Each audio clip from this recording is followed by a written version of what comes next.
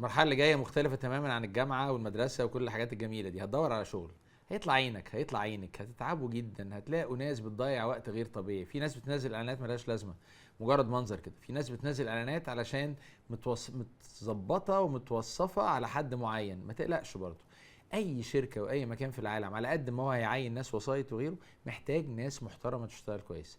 وانت محترمه قوي وانت محترم قوي، وانتوا كل واحد فيكم هيلاقي الشغلانه اللي هو يستحقها بجد. الرحله دي هناخدك في كل حاجه.